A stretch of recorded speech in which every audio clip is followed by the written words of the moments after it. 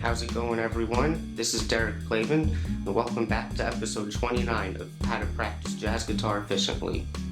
I hope that you could dig that tune that I just played there. That was a tune by the great bass player Ray Brown called FSR, and that actually stands for For Sonny Rollins. And I'm going to use this tune today to demonstrate a lot of the things that I want to talk about. But first, I just want to say that this is the first video that you've ever seen on this channel before. I would recommend that you go back to episode 1 and watch the videos in order in your own time if you really want to benefit the most from this channel, because it's really like a free online jazz guitar course that's unfolding in a logical sort of manner, okay? But since you did click on this video, maybe check this one out first and see if you like it, and then you could take it from there.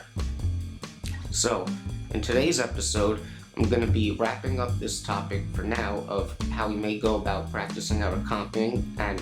I'm going to specifically be talking about how we can basically take all the things that I already discussed in the first 3 parts of this little series and essentially put it all together now so that we could practice more so in a way that would be replicating what you may be doing in a real playing situation. And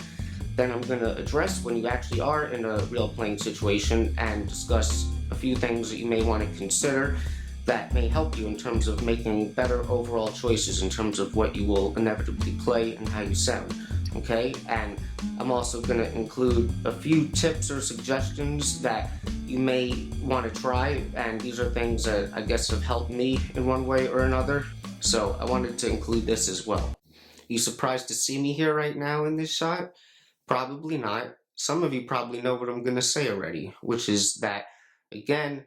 the video turned out to be longer than expected, so I am going to save some of this stuff for one more 5th and final part to this little series on comping, and I promise this time it will be the last part. And I don't know if you're happy to hear this because the videos will become easier to digest, or if you're sick of hearing about comping and you just want me to get it over with, but that's just how it's going to be, alright? So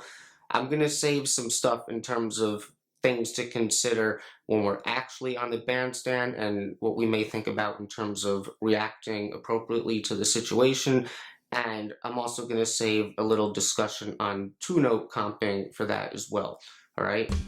Okay, so we're just going to get into it now, and I want to begin by pointing out that, you know, when it comes to comping for real, it could be helpful to understand that regardless of anything that I or anyone else may say that pertains to this topic, and whether you find it helpful or not, the reality of the situation is that you're never going to be able to define any sort of truly definitive logic or formula that you would say, as long as I apply this to whatever comping situation I'm in, whatever I play will always work and sound good, okay? So you gotta realize that there's really more of an art to becoming a good comper, and you could spend the rest of your life getting better at this. I know I will be. And the reason why I'm even saying something like this is because even in my own personal experience, you know, I kind of was that guy in the past, and may even still be to an extent, where I'm always trying to get as logical of a grasp on how to do this as possible, so that when I would go into a real playing situation, I guess you would say that I had a strategy that I felt like I could rely on and would more so give me success, okay? And when I think about this, I think that one of the main reasons as to what led me to kind of thinking in that way was that I could already understand how practicing any one of these fundamental rhythms that I already talked about individually,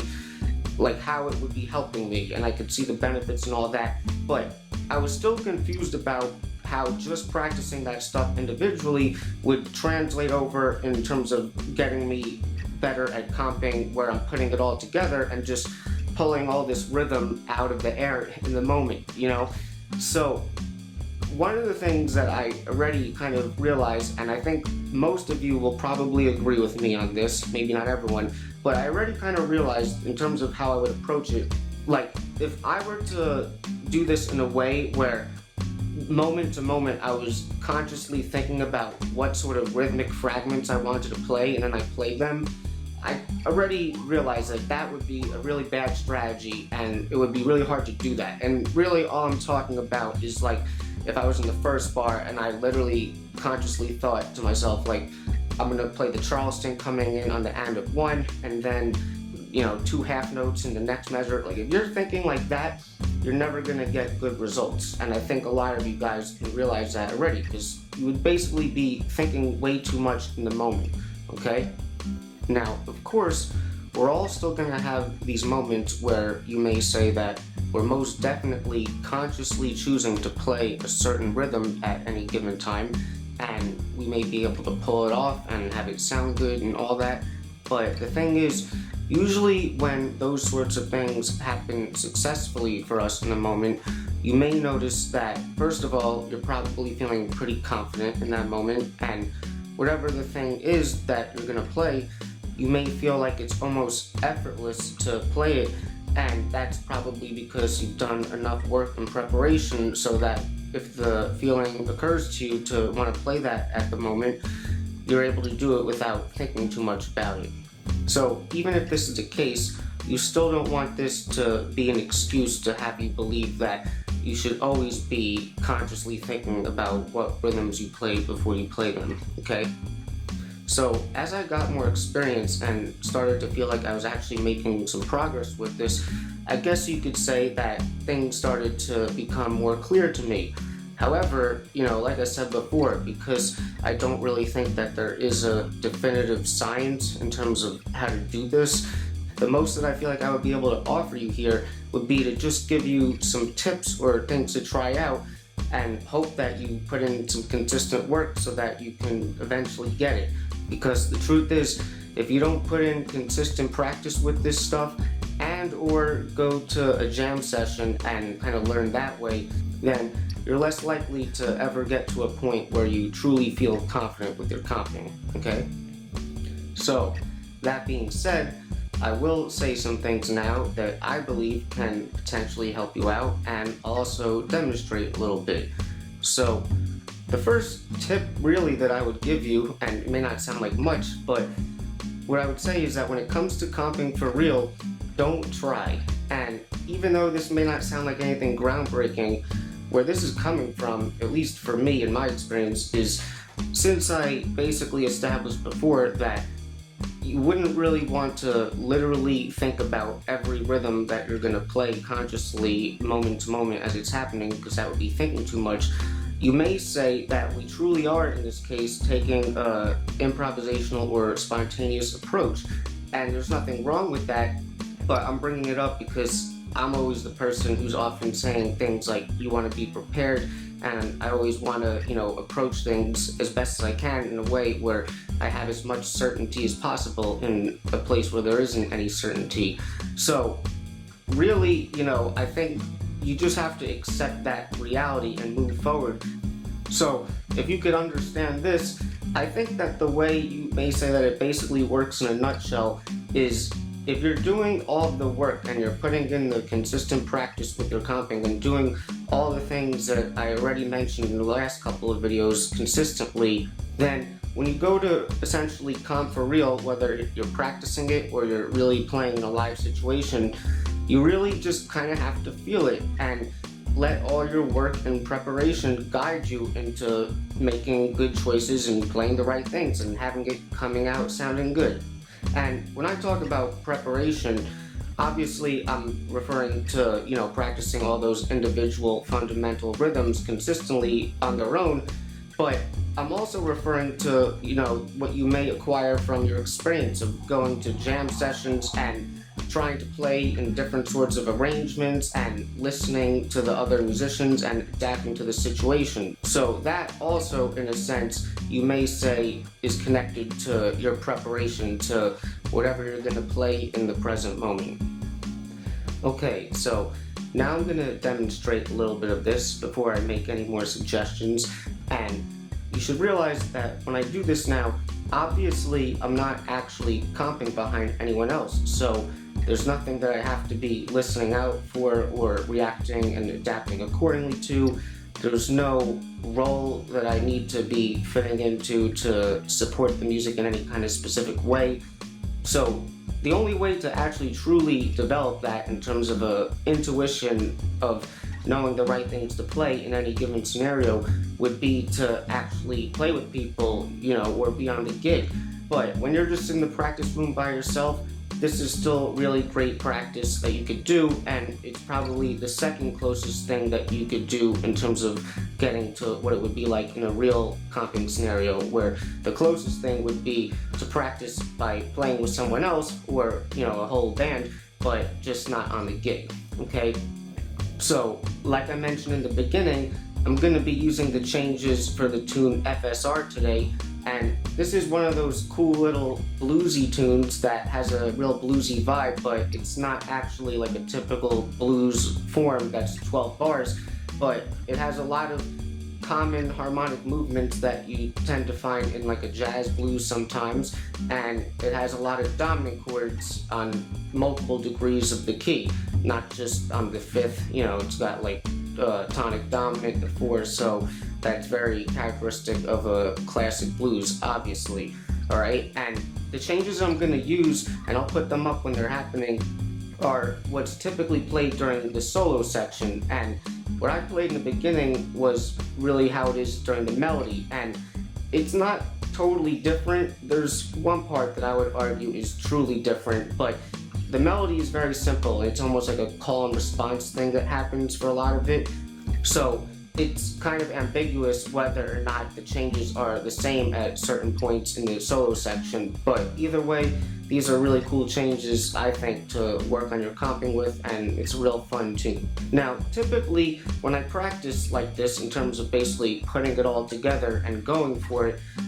what I'll usually do is, whatever the tune is that I'm practicing my comping with, before I do this, I'm going to practice the fundamental rhythms individually first, and then I'm going to go into this. And usually what I'm doing is the Freddie Green and the Charleston with the different articulation combinations, and then I may do the triplet rhythm as well. And then I'll go into this, and hopefully I feel warmed up and I feel like things are happening, okay? So I'm going to get into it now, and I'm going to be doing this at 83 beats per minute today, and I may create a PDF of some common voicings that I may play during this that also kind of work during the melodic section, but I may not necessarily be playing those, and I may actually keep it a lot to shell voicings as well, because these simple shell voicings in this tune, they actually work pretty well in terms of the voice leading and all that. So let's see how it goes.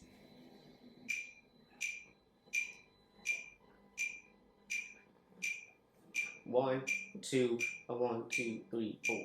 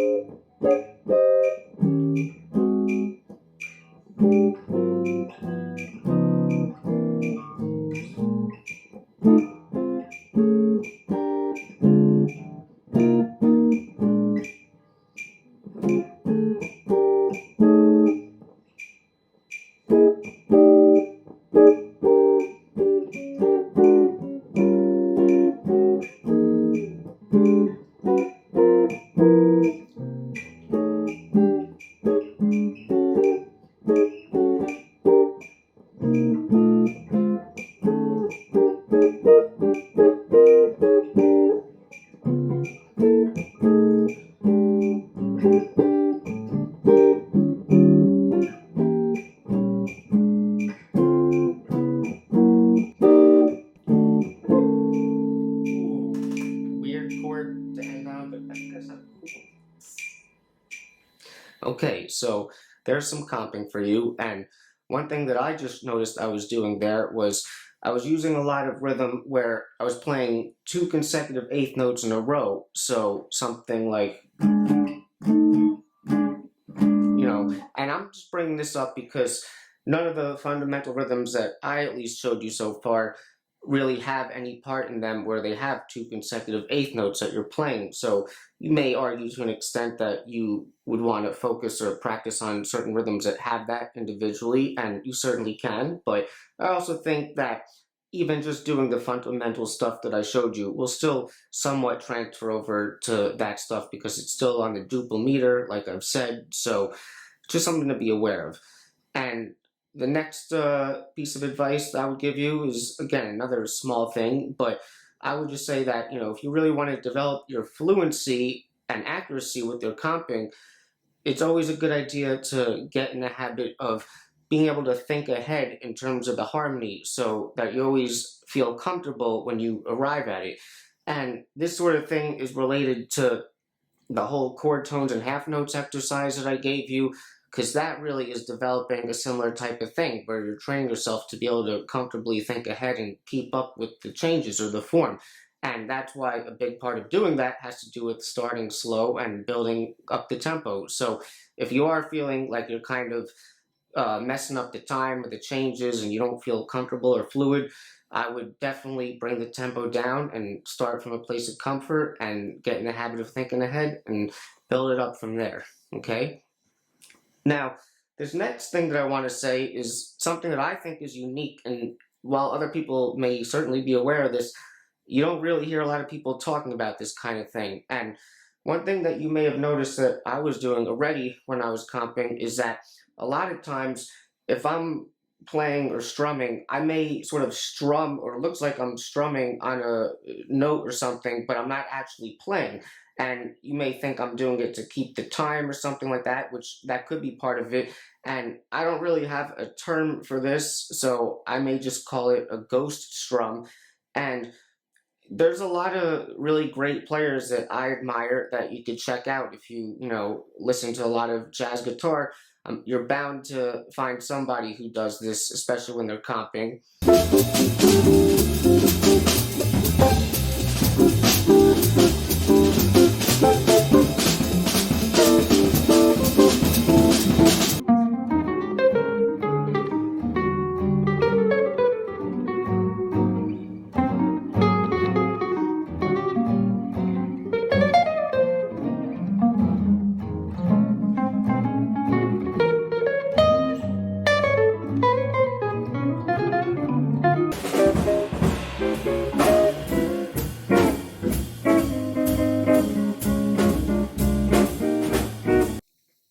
So this is something that I started messing with myself really only within the last couple of years. And for me, I would say that it was definitely something that I was consciously aware of when I started to do it. I wouldn't say that it just started happening one day without me realizing, but that may not be the case for everyone. And as I got more experience with this, I started to notice that it tended to give me some benefits. So first of all, like I said before, it could just help with the time overall in a general sense. And that's not to say that you should use this as a sort of crutch to be reliant on. I still think that you should have a well-developed internal sense of time, ideally speaking. But when it comes to things like comping, I found that this type of thing can really enhance your feel of what you're doing overall, especially when you do hit the actual chords. And to give you a better idea of what I mean by that, let's think about something like a drummer playing a basic groove or beat on a drum kit for a second, just a consistent repetitive pattern, right? So say they started with that and then they added some fills to that pattern, okay? So let's say as an experiment, they were to compare doing that to a situation where they were going to do the exact same thing, except they weren't actually going to play the consistent beat at any time. So basically, what they would be doing is they would be keeping that same sense of time and tempo is what they were doing before. They're still going to play the exact same fills as what they did before when they were playing the beat, but they're just not going to play the beat. So it'd be like they would have the tempo going in their head or whatever, and then when the time came for them to put in a certain fill, they would do it, right? So the fills are essentially being played isolated, kind of, but still in time. Now, a good drummer would probably still be able to do that decently, but I'm willing to say that most people would agree that if they were to do that compared to the normal thing where they actually are playing the beat, the fills would probably feel a lot better when they're playing them along with the actual beat versus if they're just kind of doing them isolated in time. And I really think that that is very comparable to what we have here with these ghost drums. And even though these sort of ghost drums, you're not really playing anything, you're just kind of moving your hand, whereas with the drums and the beat, you're actually hitting notes. But